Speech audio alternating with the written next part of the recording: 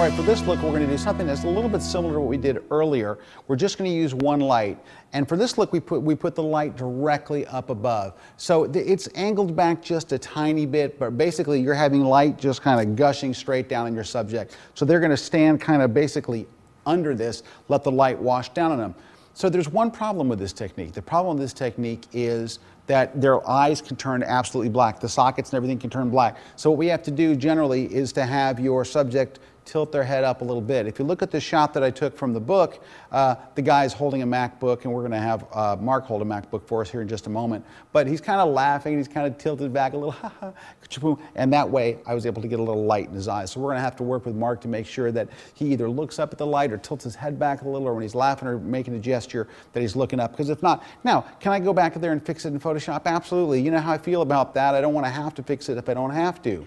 So I'd rather fix it here on the set. So the setup is quite easy. It's just one light straight overhead with a boom. Not much to it, but it's really great for guys. This is not a good flattering shot for women. It's not going to be very pretty.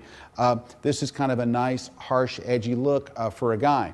Now, what I'm going to have him do is we'll come in. The settings for the camera, we're in manual mode, of course, 125th of a second, and we're at like f7.1. So that's pretty, you know, f8, something like that is a good starting place, anywhere between 5.6 and f8. And all you're going to do is take a few test shots. I want to make sure that he's solid all the way through. I could go all the way to f11, right? f11, I know it's going to be all the way sharp all the way through. And that's kind of a nice sweet spot. Also, f11 on a lot of lenses is kind of a nice sharp spot as well. But so if I wanted to go to f11, what would I do? Well, all I have to do is adjust the power of the lens of the strobe, because once I set it at f11, I know I've told the camera I really want this to be sharp all the way through. So the one thing I'm going to adjust is not the camera. Once I set it at 1/25th and f11, then I'll be adjusting the power of the strobe up and down. If it's too dark at f11, I'll just increase the power of the strobe. If it's too light at f11, I'll decrease the power of the strobe. That's all there is to it. It's not, I think a lot of people think this is really a very, very complicated thing, but especially with a one light shoot like this, it couldn't be easier. All right, we're using a black background. The black background's a pop-up background from Westcott, same one we'll be using all day. Let's bring Mark into the set. And Mark's holding a power book here. Mark actually just became recently a Mac owner, so it's kind of authentic in some way. Now, the guy I shot at the picture that you saw at the beginning of this, he is a Mac freak, so that's why we had him hold it was very his personality.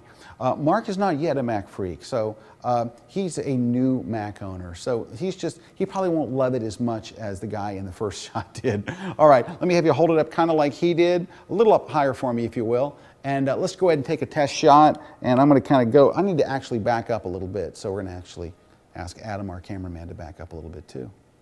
By the way, that was Adam's salad we shot earlier. He did finally get to eat it. Okay, here we go. Let's, there we go. That looks good, very good.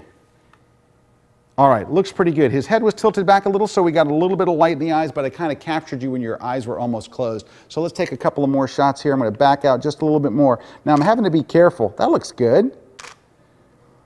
All right, now let's see if we can, now what do we have to do to actually, okay, so that's his fake professional model smile. What do we actually have to do to get him to do the real non-fake smile? Okay, that was closer, that was closer. All right, very good, okay.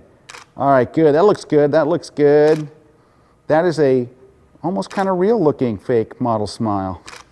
See, that's the kind of stuff that you can mess with Mark about. And okay, we're getting it good. We're getting some light in there in the eyes. That's good. He's doing a good job. Now, here's the thing, we're very lucky to be working with a professional model. You're not always working with a professional model or a professional cameraman that bangs into things on the set. Sometimes you're working with amateur cameramen and just regular people. So it's very easy to work with Mark. You can tell Mark, look over here, look over there, tilt up, tip down. It's going to be a little harder when you're working with doing a portrait of maybe an executive or somebody on location.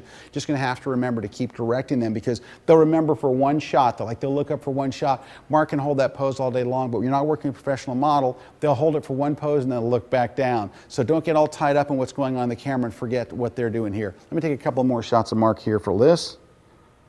There we go. Very nice. Good. And I'm tilting the camera a little just to get some of these. Let's shoot a couple of portrait style here too. That'll probably look pretty good. It's a little different than the shot. Well, this looks actually looks really good. Let's take a look. All right. And see how he's keeping that up, looking up thing pretty good. Let me see the little teeth there. There we go. Very nice. Good. These look pretty good. I'm shocked. Anyway, so there's a very, very, very simple look. It's just a slight adjustment, kind of what we did on the kind of that beauty portrait we did earlier with the clamshell look in the over and under. You're just not doing any kind of reflector underneath. Now, could you put a reflector and add a little bit of light in there? You absolutely could. Let's grab Brad. Let's have him use a white reflector and just kind of stick it in there. Let's see what that does here. We're going to grab Brad and we're going to stick a white reflector in there and just see what a little bit of light. I don't want to throw a whole bunch of light. If we use silver, it's going to throw a lot more light in there. So if we use white, so here comes Brad with a white reflector. We're going to try this and let's see what a difference it makes. On the white side, right in there. All right, let me compare it with the one previously. Wow. Okay, so that actually does work pretty well. It didn't really add too much trouble. Put it back in there again. It didn't add too much. I was afraid it might add too much light, but actually it looks pretty good.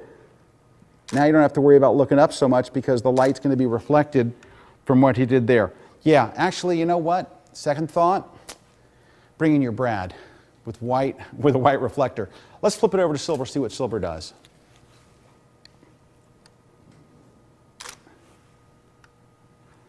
Actually, the white looked fine. I think I'd stick with the white. But again, these are the kind of things you're going to try on your own. You're going to flip it over. What's it cost for an extra frame of digital? $0. That's what's great about it. And you get instant feedback right here on the back of the camera.